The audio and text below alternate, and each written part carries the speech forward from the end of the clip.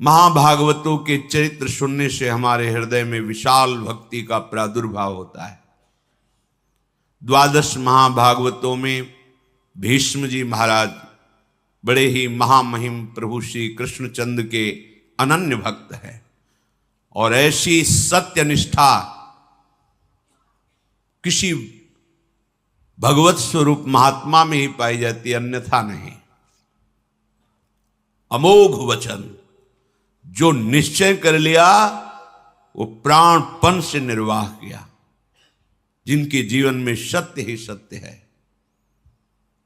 कल आप प्रसंग सुन रहे थे, शास्त्रों अश्वमेध यज्ञ राजसू यज्ञ आदि करके तपोधन महाभीष नाम के राजा ब्रह्मलोक को प्राप्त हुए। ब्रह्मलोक सभा में वो विराजमान थे। भगवती गंगा जी पधारी तो वायु देवता ने उनके अंचल को खिसकाया, जिससे समस्त वहां विराजमान ब्रह्म सभा में अपनी ग्रीवा झुका ली। पर महाभीष गंगा जी को देखते रहे और गंगा जी महाभीष को। इसलिए ब्रह्मा जी ने उन दोनों से कहा कि तुमने ये मानुषिक वृत्ति धारण की, ये ब्रह्मलोक सभा में विराजमान के अंदर ऐसी वृत्ति नहीं होती, इसलिए तुम मनुष्य लोक में जाओ, मनुष्य बनो जाकर। पीछे वर्णन किया था कि ये सब गंगा जी का ही रचा हुआ विधान था, क्योंकि अष्टवसुओं ने वशिष्ठ जी के शाप से मनुष्य लोक में जन्मने की बात गंगा जी से प्रार्थना की थी कि मुझे और कोई साधारण स्त्री अपने गर्भ में धारण नहीं कर सकती, हे मां आप कृपा करो और मुझे अपने गर्भ में धारण करो। तो गर्भ में धारण करने वाले पिता का चयन ब्रह्मलोक में विराजमान महाभीष के रूप में श्री गंगा जी ने किया। वही भूतल पर प्रतीप राजा के पुत्र महाराज शांतनु के रूप में प्रकट हुए ब्रह्मलोकवासी महाभीष राजा। यम यम कराभ्याम स्पृशति जीर्णम सा सुखमश्नुते पुनर्युवाच भवति तस्मात् तम शांतनुम विदु इति तदस्य शांतनुत्वम। बड़े बड़े ब्रह्म ऋषियों ने इनके प्रभाव को ज्योतिष के द्वारा देखा। यम यम कराभ्याम स्पृशति, जिसको ये छू लेंगे हाथ से तो जीर्णम सा सुखमश्नुते, भले उसकी जीर्ण अवस्था हो वो तुरंत जवान हो जाएगा और सुखपूर्वक पूरा जीवन रहेगा, उसे कभी अशांति छू नहीं सकती, परम शांति बनी रहेगी। इसीलिए इति तदस्य शांतनुत्वम, इनका नाम शांतनु रखा गया। बड़े ही प्रभावशाली बाल्यावस्था से ही थे। जब इनकी नौ किशोर अवस्था थी तो महाराज प्रतीप ने अपने पास बैठाल करके कहा कि मुझे जब मैं तपस्या कर रहा था हरिद्वार में तो एक देवी प्रकट होकर मेरे से बात कही थी कि जब तुम्हारा पुत्र यौवन अवस्था को होगा तो मैं समीप जाऊंगी, पर वो हमसे कभी कोई प्रश्न ना करे, वो तुम्हारे कल्याण के लिए है। ध्यान रखना, तुम्हें यदि कभी दिव्य सुंदरी नवयुवती मिले और तुम उसके रूप से प्रभावित हो जाना तो जान लेना ये वही सुंदरी है। पर यच्च कुर्यान्न तत्कर्म सा पृष्ठव्या त्वया नघ मन योगाद भजंतीम ताम भजेथा इत्युवाचतम। वो जो कार्य करे कभी प्रश्न मत कर देना, कभी पूछ मत लेना कि तुमने ऐसा क्यों किया। यदि तुम पूछ लोगे तो उसी समय वो तुम्हारे पास से चली जाएगी। मेरी आज्ञा है, वो कौन है, क्या कर रही है, कहां से आई है, कहां को जाएगी, ये कोई प्रश्न तुम्हारे नहीं होने चाहिए, ये मेरी आज्ञा है। ऐसा शांतनु जी को प्रतीप उनके जो पिता थे उन्होंने समझाया। और उसी समय उनको राज्याभिषेक करके एकांत जंगल में निरंतर भजन करते हुए भगवान को प्राप्त हुए। बुद्धिमान, परम प्रतापी, परम तपस्वी राजा शांतनु देवराज इंद्र के समान तेजस्वी थे। एक दिन प्रजा रक्षा के लिए रुग्ण और हिंसक, जिनके जीवित रहने पर प्रजा में संक्रामक रोग फैल सकता है, ऐसे पशु और जो घोर हिंसा स्वभाव वाले हैं, ऐसे पशुओं को प्रजा रक्षा के लिए मारने के लिए वो वन में जाया करते थे। एक दिन उन्होंने गंगा के किनारे ही भ्रमण कर रहे थे, देखा अपने तेज कांति से मानो कई सूर्य एक साथ उदय हो गए हों, ऐसी तेजस्विनी नवयुवती सुंदरी लक्ष्मी जी के समान ऐश्वर्य और सुंदरता से युक्त धीरे धीरे महाराज शांतनु के समीप आ रहे। उनके सारे अंग निर्दोष गौर वर्ण, ऐसा मोहिनी सुंदर रूप, उस पर बड़ी ही दिव्य साड़ी धारण किए हुए, देखते ही राजा शांतनु का शरीर स्तब्ध हो गया। ऐसा रूप तो कहीं सुना भी नहीं था जैसा रूप देखा। आश्चर्यचकित हो गए। थोड़ी देर के लिए दोनों नेत्र अपलक हो गए, पलक झपना बंद हो गई, मानो मूर्ति खड़े हो। ऐसी दिव्य कांति, ऐसी दिव्य सौंदर्य सुधा समीप आकर के महाराज शांतनु की तरफ सांत्वना देते हुए बोले, आप धैर्य धारण कीजिए, मैं आपकी ही सेवा के लिए आया हूं। तब इनमें साहस हुआ बात करने का। शांतनु जी ने कहा, मैं देख करके ही बता रहा हूं कि तुम कोई दानवी, गंधर्वी, अप्सरा, यक्षी, नाग कन्या या मानवी हो ही नहीं सकती। त्रिभुवन में ऐसी कोई सुंदरी नहीं, मुझे पता है, क्योंकि ब्रह्मलोक से सीधे आए हैं तो सब कुछ पता है। इनकी स्मृति, इनका ध्यान, इनकी तपस्या इतनी जोर की है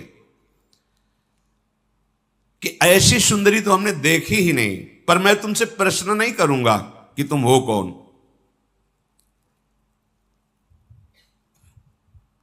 बस मेरी याचना है कि मैं आपका संग चाहता हूं। जब शांतनु जी ने ऐसी प्रार्थना की तो मधुर मुस्कान युक्त महायशस्विनी त्रिपथगामिनी भगवती गंगा जी उनके ऐश्वर्य की वृद्धि के लिए उनसे कहा, यत्तु कुर्यामहं राजन शुभम वा यदि वा शुभम ना तद वारयितस्यामि न वक्तव्या तथा प्रियम। मैं आपका संग स्वीकार करती हूं, आप इस योग्य हैं, पर मैं कभी बुरा से बुरा करूं या भला से भला करूं, आप कभी प्रश्न नहीं करेंगे। कार्य में आप रोकेंगे नहीं, किसी कार्य में मुझे कभी अप्रिय वचन नहीं बोलेंगे। जिस समय अप्रिय वचन या कोई प्रश्न, उसी समय मैं आपसे विलग हो जाऊंगी। निश्चय मेरी ये शर्त है, यदि आप स्वीकार करें तो फिर मैं आपका संग स्वीकार करती हूं। तथेति सा सदा तूक्ता तदा भरत सत्तमो प्रहर्ष मतुलम लेभे प्राप्यतम पार्थिवोत्तमम। शांतनु जी ने कहा, तथास्तु, जैसा तुम चाह रहे हो वैसे ही हमारे आचरण होंगे, हम तुम्हारी शर्त स्वीकार करते हैं। महाराज शांतनु भगवती गंगा जी को रथ पे विराजमान करके उनकी राजधानी हस्तिनापुर में उस महल में जैसे देवराज इंद्र का महल, ऐसे महल, उसमें देवी गंगा जी को विराजमान किया।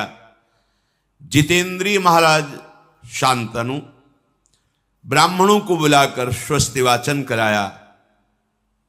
जो पिता का आदेश जैसा था कि कुछ पूछना नहीं, कुछ नहीं पूछा, आदेश कर दिया शास्त्रीय विधान के अनुसार इस देवी से पाणी ग्रहण संस्कार मैं करूंगा।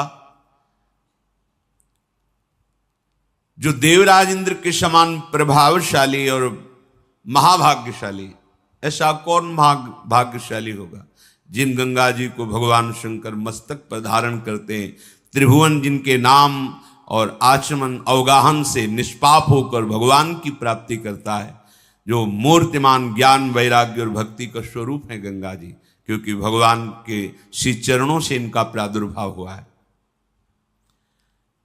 कैसा दिव्य सौभाग्य कि जिन गंगा जी का स्मरण अवगाहन दर्शन बड़े भाग्य से होता है, वही गंगा जी इनको अर्धांगिनी के रूप में प्राप्त हुई। महाराज शांतन ने शास्त्र मर्यादा के अनुसार पाणी ग्रहण किया। कुछ समय के बाद एक पुत्र प्रकट हुआ। बड़ा महल में आनंद उत्सव मनाया जाने लगा। अभी आनंद उत्सव हो ही रहा था कि देवी गंगा जी ने उस पुत्र को लिया और चल पड़ी अपनी धारा की तरफ, और वहां जाकर कहा, ऐ वत्स, तुम्हें पता होना चाहिए तुम वसु हो, वशिष्ठ जी के शाप से तुम मनुष्य लोक में आए हो, मैं तुम्हें ज्यादा यहां टिकने नहीं दूंगी, जाओ तुम अपने वसु स्वरूप को प्राप्त करो। ऐसा कह के अपनी धारा में डाल दिया, तुम्हें मैं शाप से मुक्त करती हूं। और बड़ी प्रसन्न मुद्रा में फिर महल लौट आए। महाराज शांतन भारी असंतुष्टता को प्राप्त हुई कि प्रथम बालक, और इसने हत्या कर दी बालक की, पर कुछ बोले नहीं। दूसरा बालक हुआ, वही प्रक्रिया। 7 बालक प्रकट हुए, 7 को गंगा की धारा में प्रवाहित कर दिया जीवित। जब 8वां बालक गर्भ में आया, जेवी लेकर के चले। अथैनामष्टमे पुत्रे जाते प्रहसतीमिव उवाच राजा दुःखार्तः परीक्षन् पुत्रमात्मनः। जेवी चली तो महाराज शांतनु पीछे से, ये क्या तू अमंगल कर रही, कौन है तू? ऐसी तो कोई मां नहीं देखा हमने सृष्टि में जो प्रकट होते हुए अपने बालक को नष्ट कर दे। मावधि कश्य काशीत किम हिनत्सि सुतानिति पुत्रग्नि सुमहत पापम संप्राप्तम ते सुगर्हितम। अय बालकों का वध करने वाली सुंदरी, तू कौन है? किसकी कन्या है? कितनी निर्दयी हृदय की है कि प्रकट होते ही बालक को मार देती है। अय पुत्र घातिनी, अब तुझे अपना परिचय देना होगा। बड़े क्रोध से युक्त होकर मार्ग रोक लिया, कौन है तू? बड़े शांत भाव से, पुत्र काम न तेहन्मी पुत्रम पुत्रवतां वर जीर्णस्तु मम वासोयम यथा सा समय कृतः। अय पुत्र की इच्छा रखने वाले नरेश, तुम मेरा परिचय नहीं जानते, इसीलिए कटु वचन बोल गए। पुत्रवानों में तुम महाभाग्यशाली पुत्रवान हो गए। नहीं मारूंगी इस पुत्र को, क्योंकि तुमने टोक दिया, रोक दिया, और मेरी शर्त भूल गए। मेरा समय समाप्त हुआ। जानते हो मुझे, मैं कौन हूं? मैं त्रिपथगामिनी भगवती गंगा हूं, कोई पुत्र घातिनी या कोई पापिनी नहीं हूं। हाथ जुड़ गए शांतन के। गंगा जी बड़े बड़े महर्षियों के द्वारा सेवित मैं हूं। केवल वसुओं का कार्य पूर्ण करने के लिए, उनको गर्भ में धारण करने के लिए, उनकी प्रार्थना से मैं आई हूं। ठीक है, तुमने टोक दिया, ये 8वां पुत्र महातेजस्वी महाभाग देववसु है। वशिष्ठ जी के शाप से 7 तो मुक्त कर दिए, 8वें को तुमने रोक दिया, अब ये यही रहेगा, आजीवन मृत्युलोक में रहेगा। तुम्हारे सिवाय ऐसा त्रिभुवन में कोई राजा नहीं जो मेरा संग कर सके। तुम वसुओं के पिता हो। मानवीय सृष्टि में ऐसा कोई है नहीं कि इन वसुओं को गर्भ में धारण कर सके। अतः इन वसुओं की प्रार्थना से इनकी मां बनने के लिए मैंने मानव शरीर धारण करके तुम्हारा संग किया।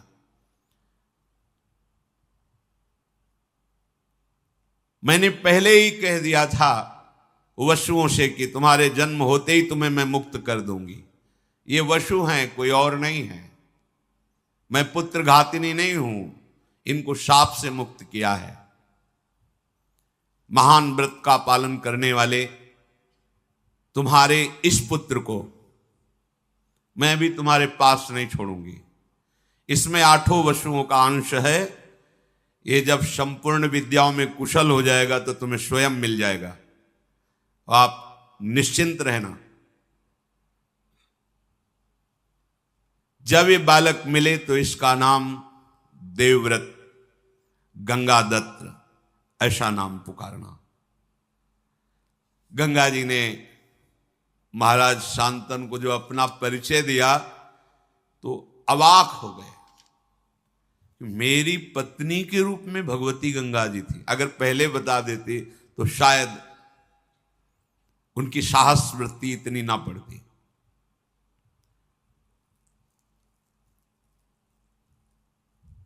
महाराज बहुत उदास हो गए। देखते ही देखते पुत्र सहित गंगा जी अंतर्धान हो गई। सासमा षोडशाष्टौ च चतस्त्रोष्टौ तथा पराः रतिमप्नावन स्त्रीषु बभूव वन गोचरः। 16, 8, 4, 8 36 वर्ष तक गंगा जी के वियोग में वहीं वन में ही अधिक समय व्यतीत करते महाराज शांतनु। वही गंगा जी का ध्यान, उन्हीं का स्मरण। भारी वियोग हृदय में हुआ, क्योंकि जब परिचय मिला तो अंतर्धान हो गई। 36 वर्ष। एक दिन विचरण कर रहे थे, देखा गंगा की धारा प्रवाहित होती हुई रुकने लगी। विचार किया कि ऐसा कैसे हो सकता है। आगे बढ़े तो देखा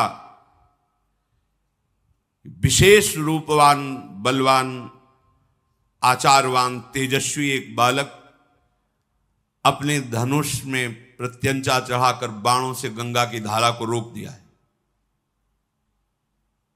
लौकिक अलौकिक समस्त अस्त्रों की कलाएं उसमें विराजमान हैं। बल, धैर्य, वीर, पराक्रम, महारथी वीरता, ये सब उसमें झलक रही। महाराज शांतनु ने देखा। महाराज शांतनु इतने आकर्षित हो गए, उन्हें पता नहीं कौन है। जब नजदीक की तरफ बढ़े तो बालक देख के ही अंतर्धान हो गया। बड़े विस्मय में पड़ गए कि ऐसा तेजस्वी बालक अभी तक हमने नहीं देखा जो बाणों से गंगा की धारा को रोक दे। बहुत चिंतित थे। इतने में देखा कि भगवती गंगा जी उस बालक को हाथ से पकड़े हुए सामने आई। बड़ा दिव्य रूप पहले से भी अधिक प्रकाशित गंगा जी का है, क्योंकि इनके संग के लिए ही अपने रूप की गरिमा को कम किया था, तब ऐसा रूप था। अब तो दिव्य रूप गंगा जी का। दिव्य अलंकारों से विभूषित देवी गंगा उस बालक को सामने लाई और कहा, ये वही आपका 8वां पुत्र है जिसके लिए आपने मुझे कटुवचन बोले थे, रोका था और मैं लेकर के अंतर्धान हुई थी। पुरुष सिंह त्रिभुवन में इसके समान कोई अस्त्रवेत्ता नहीं, शास्त्रों का ज्ञान रखने वाला और शस्त्रों का ज्ञान रखने वाला। इसे मैंने बड़ी दिव्यता से पालन पोषण किया है। यह अब आपका पुत्र है। ये महर्षि वशिष्ठ से 6 अंगों सहित समस्त वेदों का अध्ययन करके ब्रह्मबोध हो चुका है। महाराज वशिष्ठ जी योग वासिष्ठ नामक पूर्ण ब्रह्मबोध कराने में समर्थ ग्रंथ है योग वासिष्ठ। ये अस्त्र विद्या का महान पंडित, महान धनुर्धर और युद्ध में देवराज इंद्र को भी परास्त करने की सामर्थ्य रखने वाला बालक है। देवता असुर कोई भी त्रिभुवन में ऐसा नहीं जो इसके सामने टिक सके। नीति को भगवान शुक्राचार्य जी से हमने शिक्षा दिलाई है और देवदानों वंदित भगवान बृहस्पति जी से इसने शास्त्र ज्ञान प्राप्त किया है। ब्रह्म ज्ञान वशिष्ठ जी से प्राप्त किया है। महाबाहु महात्मा ये पुत्र अंग और उपांगों सहित पूर्ण रूप से प्रतिष्ठित है। जमदग्नि नंदन महर्षि भगवान परशुराम जी का ये शिष्य है। अस्त्र विद्या में उनके समान ही है। मैंने पूर्ण करके इस पुत्र को तुम्हें दिया है। राजधर्म, अर्थशास्त्र, मोक्ष धर्म, समस्त धर्मों का यह महान पंडित है, ज्ञानी है। जाओ, ये तुम्हारे कुल की कीर्ति का वर्धन करने वाला होगा। अभी कुछ बोल ही नहीं पाए थे महाराज शांतनु की देवी गंगा अंतर्धान हो गई। गंगा जी की आज्ञा शिरोधार करके महाराज शांतनु सूर्य के समान प्रकाशित होने वाले अपने पुत्र को राजधानी में लाए। हस्तिनापुर अमरावती के समान सुंदर देवराज इंद्र की राजधानी अमरावती। जे ही संपूर्ण प्रजा को पता चला कि शांतनु का अष्टम पुत्र जो गंगा जी ले गई थी वापस आया है, संपूर्ण प्रजा में आनंद की लहर दौड़ गई। बड़े ही सौम्य स्वभाव महात्मा, गुणवान, ज्ञानी, नीतिज्ञ, शास्त्रज्ञ, शस्त्रज्ञ ऐसे युवराज को प्राप्त करके शांतनु जी को बहुत सुख हुआ और विद्वान ब्राह्मणों को बुलाकर युवराज पद पर अभिषिक्त कर दिया। अति पराक्रमी पुत्र को प्राप्त करके पिता शांतनु को अपार सुख हो रहा है कि अब मेरा जीवन आनंद में, राज्यभार संभालेगा और अपना जीवन में भजन करके समाप्त करूंगा, क्योंकि अब कोई कामना नहीं रह गई। पर सावधान रहना चाहिए, साधक को सावधान रहना चाहिए। हृदय की स्थिति ऐसी होने पर भी कि मेरे पर कोई कामना का प्रभाव नहीं पड़ेगा, ऐसा कभी नहीं सोचना चाहिए। जब तक शरीर में श्वास है तब तक साधक को कभी अपने को सिद्ध समझकर मनमानी बर्ताव नहीं करना चाहिए, क्योंकि जिनके चरणों का आश्रय लेकर तुम चल रहे हो ये उनका प्रताप है। अगर अहम आ गया तो उन्हीं के चरणों की शक्ति से बलवान माया है। माया शक्ति भगवान की है, किसी और की नहीं है। तो परास्त होने में देर नहीं लगेगी। किसी और की होती तो परास्त न कर पाती, पर जैसे मम माया तैसे ममैवांशो, बराबर का खेल है। अगर अहंकार कर लिए तो गिर जाना पड़ेगा, या इतना विश्वास कर लिए कि अब मुझे कोई परास्त नहीं कर सकता। नहीं, यही डर ही डर हरिवंश हित, जिनो भ्रमय गुण सलिल पर, जिह नामन मंगल लोक त्यों, सुहरिपद भज न विलंब करे। डरते रहो कभी कोई हमारी वृत्ति को चुरा न ले। जो एक एक वृत्ति हम अपने आराध्य देव श्यामा श्याम के चरणों में समर्पित करते हैं, उसे कोई चुरा न ले। महाराज शांतनु पूर्ण काम होकर युवराज पद पर वो विराजमान, और सब शास्त्रों का शस्त्रों का ज्ञान, बड़ी प्रसन्नता है। आगे चलकर ये सम्राट पद पर बैठे और अब वो एकांत सेवन करने लगे। एक दिन उनको ऐसी सुगंध आई कि खींचे चले गए उस सुगंध में, घ्राणेन्द्र में। 4 योजन तक सुगंध जाती थी, योजन गंधा। खिंचते हुए सुगंध को लक्ष्य करके जब पहुंचे तो वहां देखा एक नौका में मूर्तिमान मानो सुंदरता विराजमान हो, ऐसे एक देवी विराजमान है। श्याम नेत्र हैं, किशोर अवस्था है। देखते ही महाराज का चित्त जो कह रहा था कि अब तो पूर्णता है, अब कुछ नहीं चाहिए, बदल गया।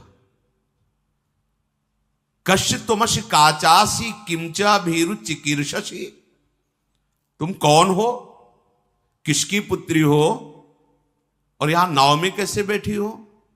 चक्रवर्ती सम्राट है। खड़ी हो गई आसन से, नाव से प्रणाम किया और कहा, राजन आपका सदैव मंगल और कल्याण हो। मैं निषाद की कन्या हूं और मेरे महामनस्वी निषाद जो पिता हैं वो बिना शुल्क लिए यहां से आने जाने वाले ऋषियों की या जो भी आए जाए निशुल्क हम नौका की सेवा करती हैं। जैसे ये बोला महाराज शांतन तो बिक गए, शब्द सुनकर, रूप देख करके, क्योंकि यही भगवान श्री कृष्ण द्वैपायन व्यास देव जी की माता हैं। भगवान का अवतार हो चुका है उनके गर्भ से, आगे स्वयं वर्णन करेंगे। अभी नौ यौवन अवस्था में प्रवेश हुआ था कि भगवान पाराशर जी नदी से पार जाने के लिए नाव में बैठे तो मस्तक पर देखा कि इसका तो संयोग है और इसके गर्भ से मेरे अंश से भगवान का प्रादुर्भाव होने वाला है। भगवान व्यासदेव जी भगवान श्री हरि के अवतार हैं। उनका देवी मैं दिव्य दृष्टि से देख रहा हूं कि इसी समय तुम्हारे गर्भ से भगवान का अवतार होगा। तो उनका भगवान अभी तो मैं यौवन अवस्था को भी प्राप्त नहीं हुई हूं। तत्काल उनके अंदर यौवन अवस्था का आविर्भाव हो गया। भगवान मेरे शरीर से मछली की सी दुर्गंध आती है। तत्काल योजनों सुगंध से आकृष्ट, अभी आए ना महाराज शांतन, सुगंध ही सुगंध। महाराज दिन का प्रकाश है, भारी कोहरा पैदा कर, समर्थ भगवान पाराशर जी। महाराज अगर गर्भ हुआ तो हमसे फिर ब्याह कौन करेगा? कन्याओं में, पंच कन्याओं में तुम पवित्र कन्या रहोगी, महाराज गर्भ तो धारण करना पड़ेगा। नहीं, इसी समय प्रकट होगा, गर्भ भी नहीं धारण करना पड़ेगा। भगवान पाराशर जी की कृपा से उसी समय श्री कृष्ण द्वैपायन भगवान व्यासदेव जी का प्रादुर्भाव, और प्रकट होते ही मृगचर्म कमंडल हाथ में लिया और प्रणाम किया। ऐसे नहीं कि प्रकट हुए बच्चे हो, पाराशर जी बच्चा लेके चले, ऐसे नहीं, कमंडल लिया और बोले मां जब कभी आवश्यकता हो तब याद मात्र कर लेना, मैं आपकी सेवा में उपस्थित हो जाऊंगा। श्री कृष्ण द्वैपायन भगवान व्यासदेव जी की मां है। राजा शांतनु को ऐसा पूर्व का कुछ पता नहीं, और पाराशर जी ने तत्काल जो कन्या स्वरूप वही प्रकट कर दिया था। शांतनु उनके रूप, माधुर्य, सुगंध और वाणी भगवान व्यासदेव की मां है। सुनते ही मुग्ध हो गए, जैसे गंगा जी पर। तो गंगा जी के वियोग से जो हृदय की दशा हुई थी, वो देवव्रत गंगा दत्त से मिलने पर पुत्र के थोड़ी शांत हो गई थी। फिर वही नवीन, बहुत सावधानी की जरूरत होती है। उपासक कभी ऐसा न समझ ले कि अब हमारा कोई नहीं बिगाड़ सकता। हां, प्रभु की कृपा से मन प्रभु में लग गया, कुछ अच्छा नहीं लगता है, पर सावधान, कभी भी कोई वृत्ति, वही दशा आ गई जो गंगा जी के वियोग में थी। सीधे उतरे नाव से, तुम्हारा घर कहां है? बताया। वहां गए, चक्रवर्ती सम्राट है। जे ही देखा निषाद ने कि महाराज पधारे, प्रणाम किया, अर्घ दिया, पूजन किया। महाराज मेरे तो भाग्य खुल गए, आप जैसे प्रतापी राजा यहां पधारे हैं। क्या आज्ञा है, क्या सेवा करूं? वो जो नौका में विराजमान युवती हो तुम्हारी पुत्री है? हाँ महाराज, मैं तुम्हारी पुत्री का वरण करता हूं और उसको मांगने आया हूं तुमसे। महाराज, ओहो, मुझे चिंता थी कि इतनी सुंदर पुत्री का वरण किसके साथ करूंगा। मेरे पास तो धन नहीं, संपत्ति नहीं। भगवान ने मेरी बात सुन ली। आप जैसा तेजस्वी, आप जैसा महान सम्राट स्वयं मांगने आया, ये तो मेरी पुत्री का भाग्य और मेरा भी भाग्य है। परंतु आप राज्य के अधिकारी मेरी पुत्री के नहीं, पुत्री का अधिकार मेरे हाथ पर है। तो अब मैं जैसा कहूंगा वैसा आपको करना होगा, तब आपको पुत्री मिलेगी। राजा के रूप में आपका स्वागत कर लिया, पर पुत्री मांग रहे हो तो उसके लिए मेरे पास शर्त है। उस शर्त को पूरी करो और पुत्री को ले जाओ। यदि आप मेरी पुत्री को अर्धांग में विराजमान करना चाहते हो तो सत्य को सामने रखकर मेरे सामने प्रतिज्ञा करो कि इससे जो संतान होगी वही हस्तिनापुर के सिंहासन पर विराजमान होगी। शांतनु ने कहा, ऐसा कभी नहीं हो सकता। मैं गंगा पुत्र देवव्रत के स्थान को किसी को नहीं दे सकता।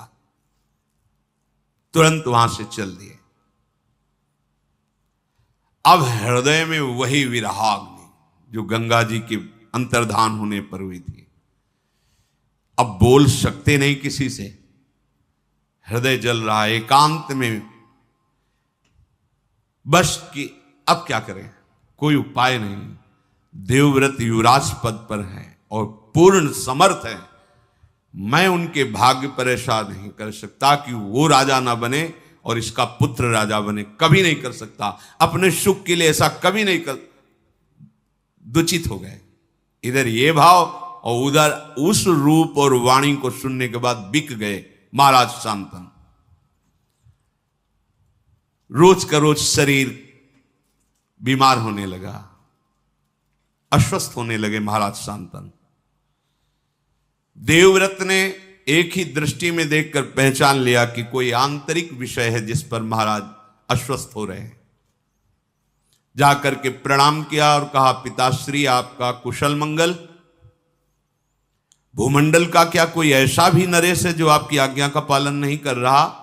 आप आदेश कीजिए, अभी मैं उसको परास्त करके आपके चरणों में। या कोई आपकी ऐसी आंतरिक दुख वृत्ति है जो आप किसी को बता नहीं सकते? अब आपका मौन रहना ठीक नहीं। आपके स्वास्थ्य के लिए आप चक्रवर्ती सम्राट पद पर हैं, आपको बोलना ही होगा, आपको हमसे बात करनी होगी। आपकी कांति मलिन हो रही है, आपका शरीर पीला हो रहा है, आप खिन्न हैं। साधारण बात तो है नहीं, ये कोई रोग नहीं है। मैं जानता हूं कि मैं प्रतिकार कर सकता हूं आपके इस चिंतन का, पर आपको उत्तर देना होगा। शांतनु ने कहा, बेटा इसमें संदेह नहीं कि मुझे कोई रोग नहीं है, मैं भारी चिंता में डूब गया हूं।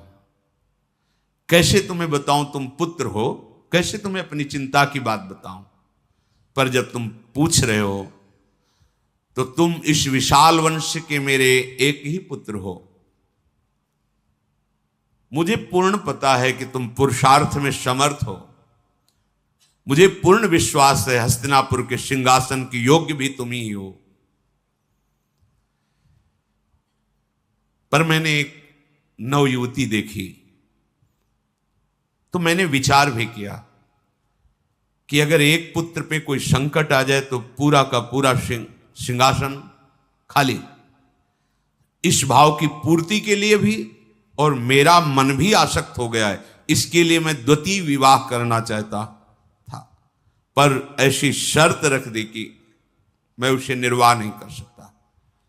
तुम्हारा कल्याण हो, तुम आनंदित रहो, तुम शूरवीर हो, कभी किसी बात को सहन ना कर सको ऐसा नहीं।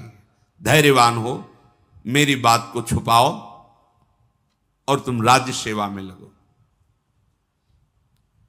मैं संदेह में पड़ गया हूं, जब तक ये संदेह निवृत्त नहीं होगा तब तक मुझे शांति नहीं मिलेगी। अपने पिता के हितैषी बूढ़े मंत्रियों को बुलाया और कहा, साफ साफ बताओ। पिता ने बताया नहीं। किससे आसक्त हैं पिताजी, क्या शर्त है? तो उनका, मैं इतना जानता हूं कि कोई निषाद राज की कन्या है, पर शर्त क्या है मुझे पता नहीं, ये तो सारथी ही बता सकता है, क्योंकि महाराज का सारथी महाराज के साथ वहां तक गया था, हम सब पीछे ही थे। देवव्रत जी ने पिता के सारथी को बुलाया और प्रणाम किया, क्योंकि पिता के ही तुल्य सम्माननीय होता है, और कहा, महाप्राज्ञ अर्थात तुम परम ज्ञानी हो, जो मैं पूछ रहा हूं पिता के हित के लिए, राजा के हित के लिए पूछ रहा हूं, सत्य बोलना। किससे मेरे महाराज का अनुराग हो गया है? तुम सत्य परिचय बताना, और क्या शर्त है? उनका, महाराज वो कोई राजकुमार की कन्या नहीं है, राजा की कन्या नहीं है, वो एक धीवर की कन्या है, पर इतनी सुंदरी है कि मैंने भी ऐसी सुंदरता नहीं देखी।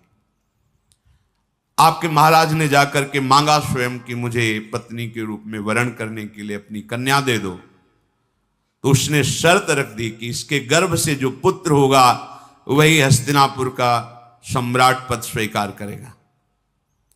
आपके पिताजी वहां से तुरंत चल दिए कि मैं ऐसा कदापि नहीं कर सकता। इसके बाद ऐसी दशा को प्राप्त है, अब आपको जैसा उचित लगे। देवव्रत ने समस्त वृद्ध मंत्रियों को बुलाया और भी विशिष्ट अधिकारियों को, क्योंकि युवराज पद पर हैं, और बिना सूचना के अपने पिता के सारथी को लेकर वहां पहुंचे निषाद के घर में। जो ही निषाद ने देखा कि देवव्रत अपने मंत्रिमंडल के साथ पधारे हैं, विधिवत पूजा करके पृथ्वी पर माथा रख करके प्रणाम किया और कहा, आज मेरे भाग्य खुल गए कि आप गंगा पुत्र देवव्रत हमारी कुटिया में पधारे, अहो भाग्य। उन्होंने कहा, यहां मैं पूजा स्वीकार करने नहीं आया, याचना करने आया हूं। क्या शुल्क रखा है आपने अपनी पुत्री के लिए? जो भी चाहोगे मैं तुम्हें दूंगा, पर मेरे पिताश्री के लिए तुम्हारी ये कन्या चाहिए। महाराज, वो तो स्पष्ट मैंने कह दिया था कि हमारी पुत्री के गर्भ से जो पुत्र होगा वही राज सिंहासन पर बैठेगा। और महाराज शांतनु के आप अकेले पुत्र हैं, शस्त्रधारियों में श्रेष्ठ हैं, आपके सामने कोई टिक नहीं सकता, मुझे पता है। तो भला मैं अपनी पुत्री के पुत्र की रक्षा के लिए ऐसा वरदान क्यों ना मांगू? कहीं आपकी भ्रकुटी बिगड़ गई तो? ये कन्या मेरी नहीं है, ऐसा मत समझना कि निषाद की कन्या है। ये आर्य पुरुष की संतान है, ये गुणों में आपके समान है, जन्म भी आपके समान ही महापुरुषों से हुआ। इसका मछली के उदर में सत्यवती जी को निकाला था निषाद ने, इसीलिए पिता कहे गए। सत्यवती की योग्य अगर भूमंडल में है तो केवल महाराज शांतनु ही है, मुझे पता है, पर मैं बिना शर्त के नहीं दे सकता। इस शर्त का तुम्हें पालन करना होगा, क्योंकि मुझे पता है यदि आप गुस्सा हो गए तो आपका शत्रु चाहे गंधर्व हो या देवता हो या कोई दैत्य हो, आपके सामने टिक नहीं सकता। सत्यवती का बालक अगर कोशिश भी करेगा